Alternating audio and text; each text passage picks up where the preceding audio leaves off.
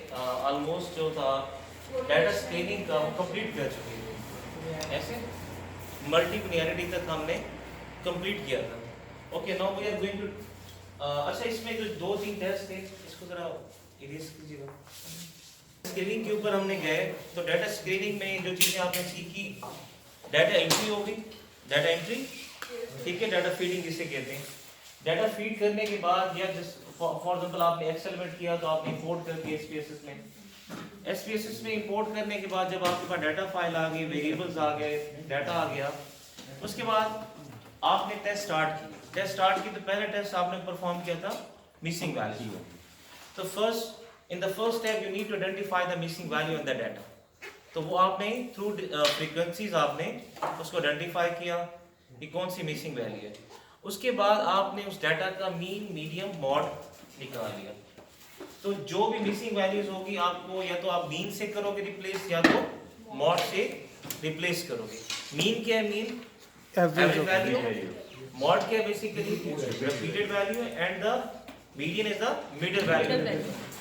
तो for example आपका 1 to 7 का स्केल है या 1 to 5 का स्केल है, तो इसका मीडियन क्या होगा? मिडिल वैल्यू क्या हो सकती है? 3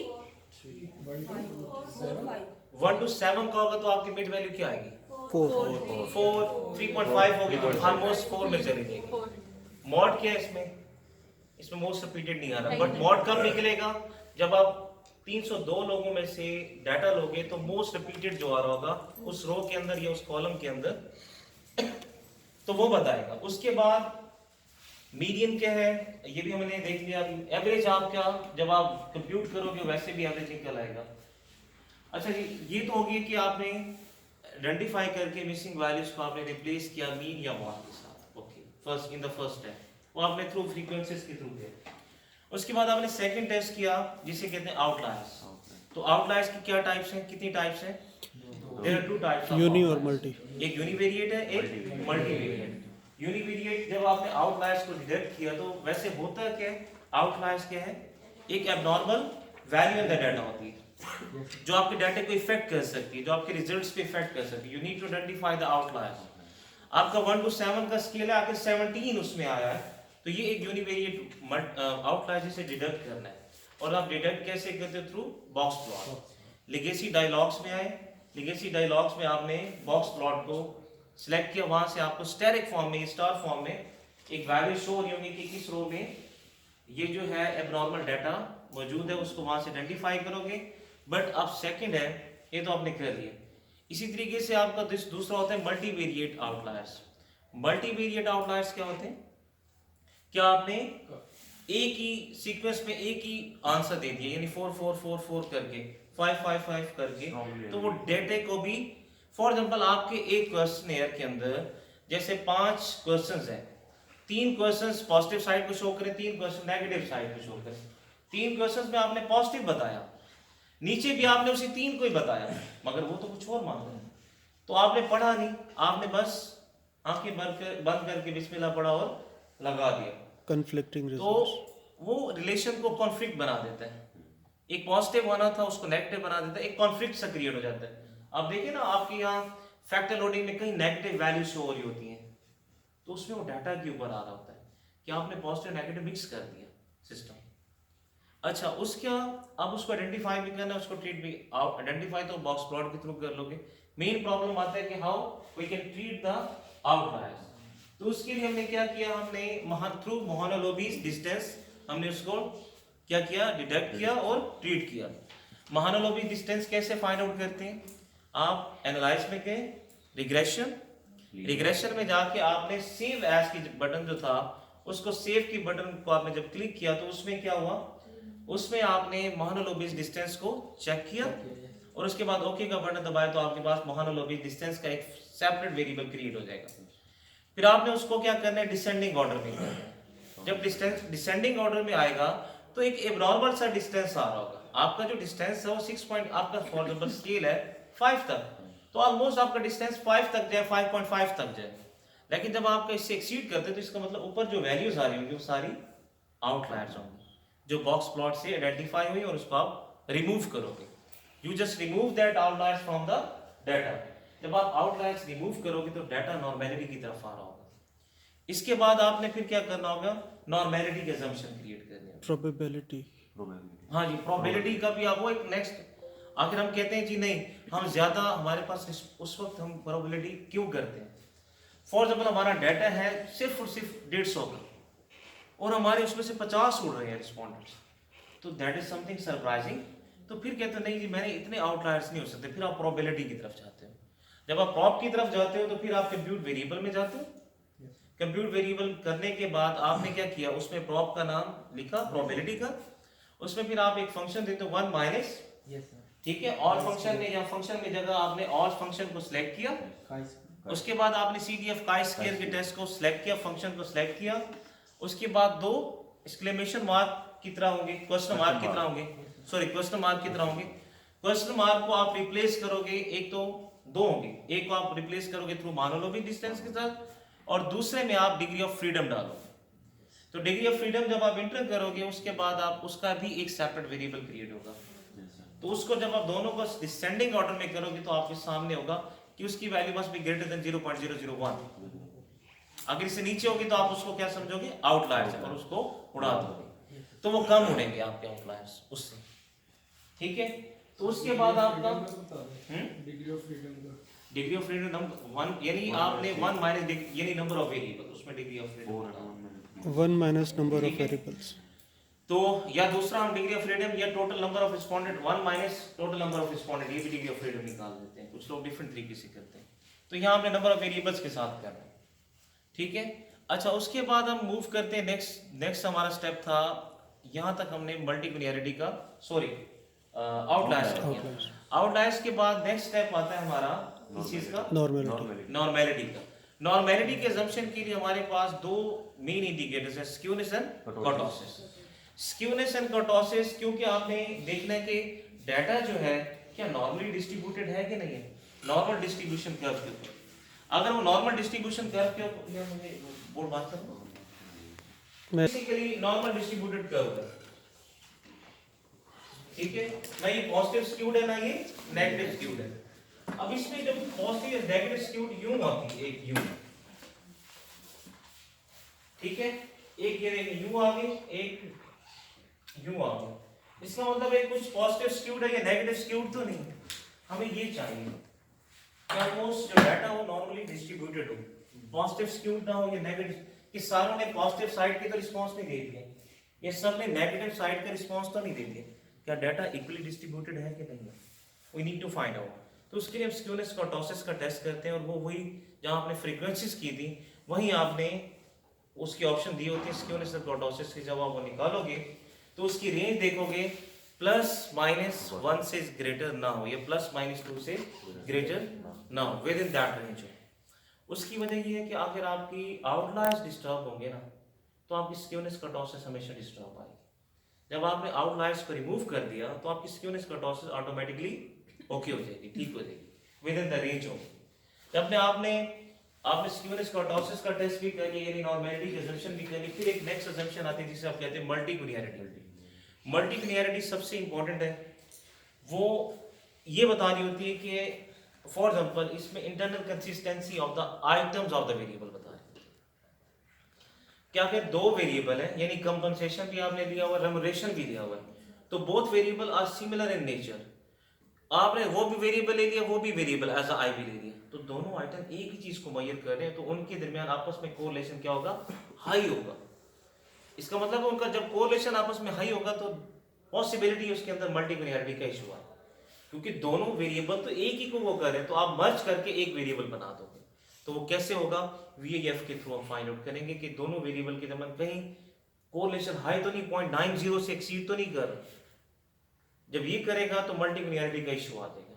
तो मल्टीकुलियरिटी के इशू के लिए हमने VIF निकाला, वेरिएबल इन्फ्लेशन फैक्टर, जिसकी वैल्यू कितनी होनी चाहिए, लेस देन 3 होनी चाहिए, या कुछ ऑथर्स कहते हैं 5, ठीक है, बट आप 3 पे रखो तो ज्यादा बेहतर है कि लेस देन 3 होनी चाहिए। अगर 3 से एक्सीड करेगी तो पॉसिबिलिटी है मल्टीकुलियरिटी के इशू। उसके बाद एक और टेस्ट है, that is test of CMP। क्या चीज है, कॉमन मेथड बायस।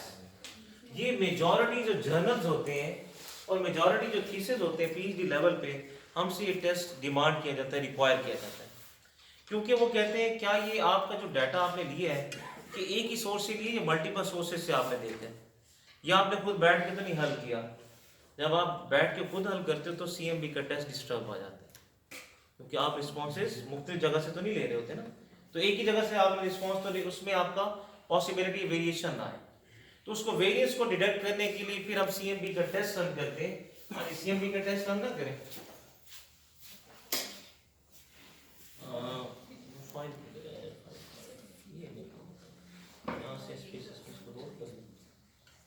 ये तो हमने वो कंप्यूटर नहीं होगी, वो मेरे पास तो कंप्यूटर होगी नहीं।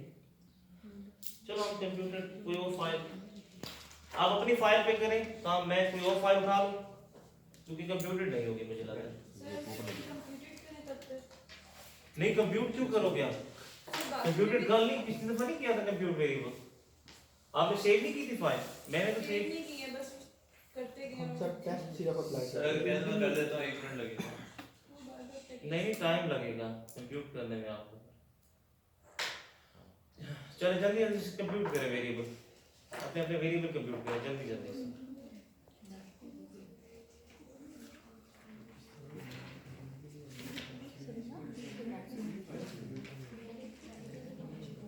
आप आज मेरी इधर से इस साइड से आप कंप्यूट कर लेंगे।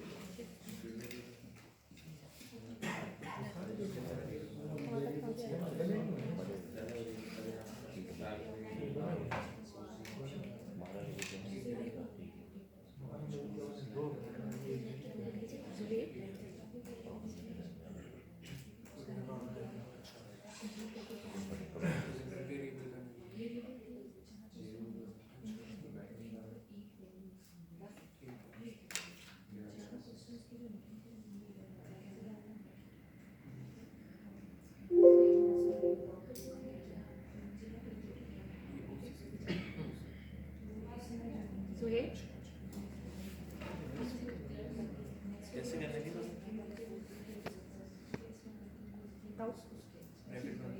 कंप्यूट करने आते हैं ना मेरी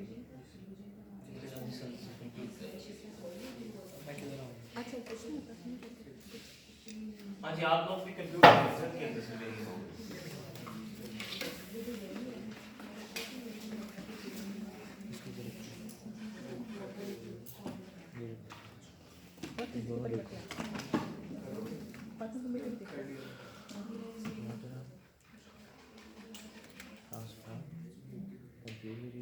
जल्दी से नीचे वाला CGA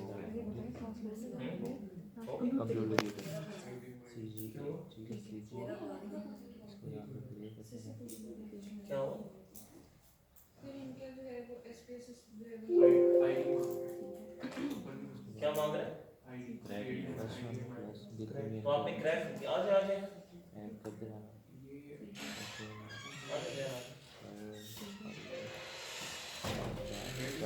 के बाद अगला वेरिएबल शुरू हो रहा है, उनको ब्रैकेट में क्लोज कर देना।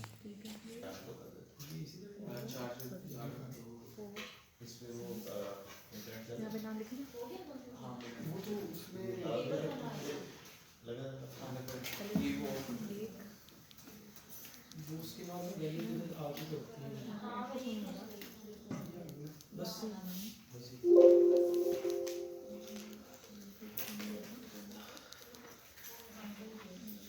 सीजीए में सारे एक दफा कंप्यूट करें सारे कटे, सीजीए वाले सारे कटे अलग अलग कर लो। कीबोर्ड को ऑन कर कीबोर्ड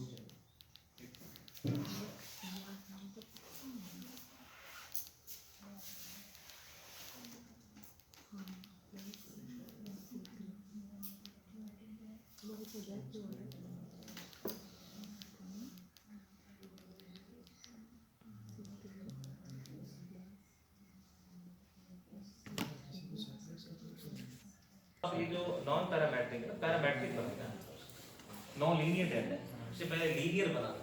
ये जो अजम्पशंस हैं इसीलिए तो करवा लो कि डाटा को नॉर्मल करना है, हमें रिजल्ट्स अपनी मर्जी के चाहिए। आगे आगे चले, अच्छा जी, अभी तक आपने अच्छा सीएमबी का टेस्ट हमने करना हो तो सीएमबी कैसे होगा? कॉमन मेथड बायस। आपने कॉमन मेथड बायस डिडक्ट करना है तो आपने आना है डायमेंशन रिडक्शन। किसमें आना आपने? Dimension reduction. किस चीज का सर? चलिए मैं आप ये है सीएमबी का टेस्ट, कॉमन मेथड बायस। अभी मैंने बताया नहीं आपको। कॉमन मेथड बायस में आपने क्या करना है? Dimension reduction. आगे सब सर कहाँ पे है? एनालाइज में। एनालाइज। एनालाइज में आए dimension reduction. Yes sir. Factor. Yes sir. Click करें। Yes sir. इसमें जो कंप्यूटर वेरिएबल है सारे ड्रैग करके आप राइट साइड पे ड्रैग करें इनको। इंडिपेंडेंट वेरिएबल सारे variable including independent mediating dB आपने सारे ड्रैग कर दिए। Yes sir. ठीक है, सर इनमें ये महानगरों वगैरह वाला नहीं है। इसमें क्या करना तुमने? महानोलोबीज को क्या करना? वो तो हमने उधर करना था।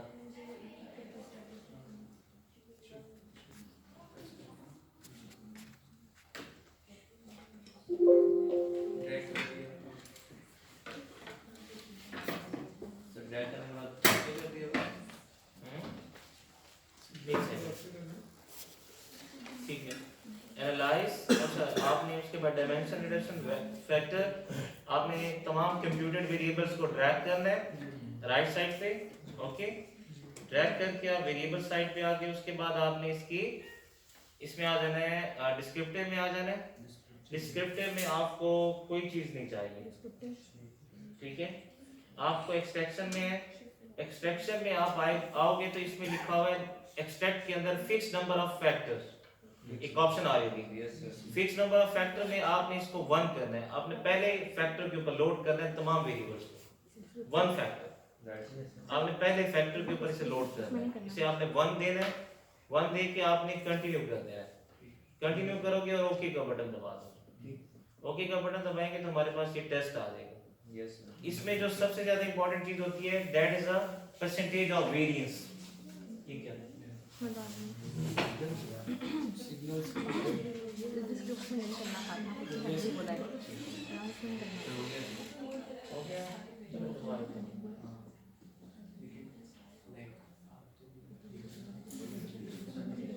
सबके पास आउटपुट आ गई? Yes sir. चलिए आउटपुट हम डिस्कस कर लेते हैं इसकी। आउटपुट जब आएगी आपके सामने तो परसेंटेज ऑफ वेरिएंस लिखा हुआ है। लिखा हुआ है percentage of variance. Yes sir. Last में देखें 46% आ रहा है। Yes sir. Yes sir. ये वेरिएंस एक्सीड करेगा, इसका मतलब आपकी सीएमबी का प्रॉब्लम है। कॉमन मेथड वेरिएंस में आपकी जो अकोमोडेटिव जो वेरिएंस होना चाहिए लेस देन 50% हो, तो ये 46% है। इसका मतलब यहाँ सीएमबी का प्रॉब्लम नहीं। मिनिमम कोई नहीं, बस आपने बिलो 50 होना चाहिए।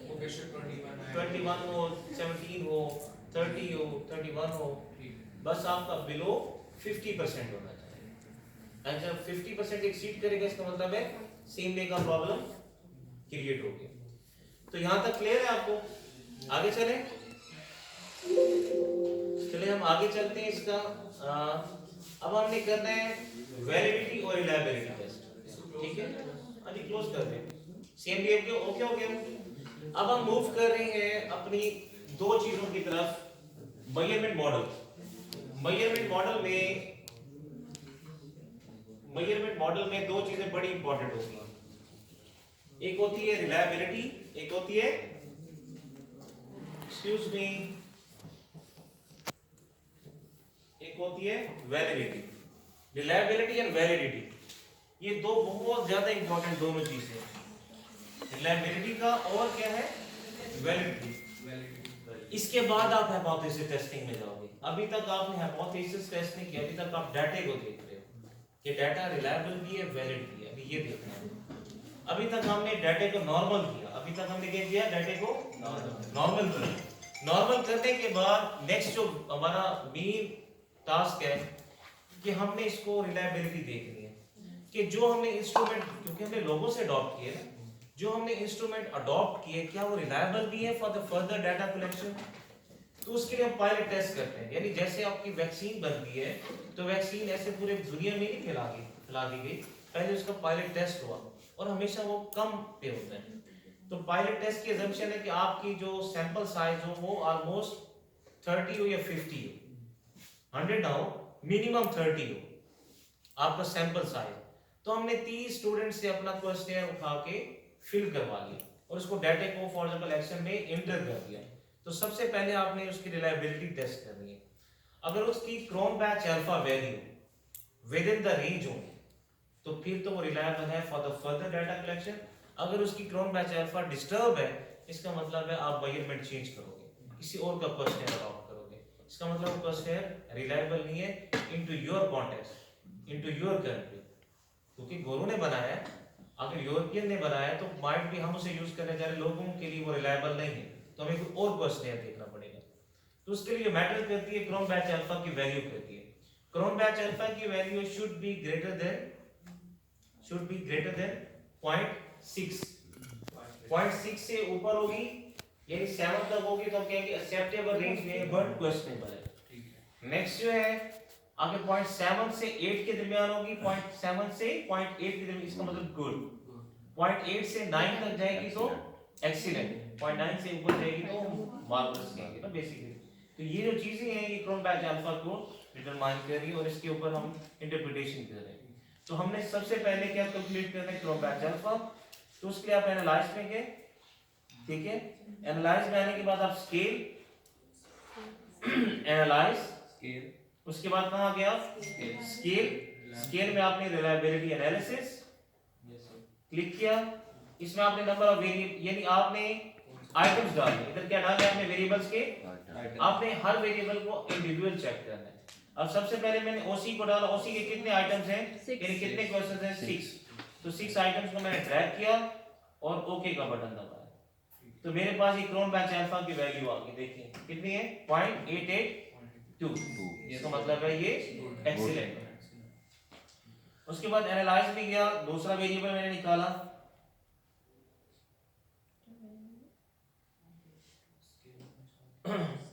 दूसरा वेरिएबल मैंने CGA किया, इसको वापस ले जाएं ड्रैग करके,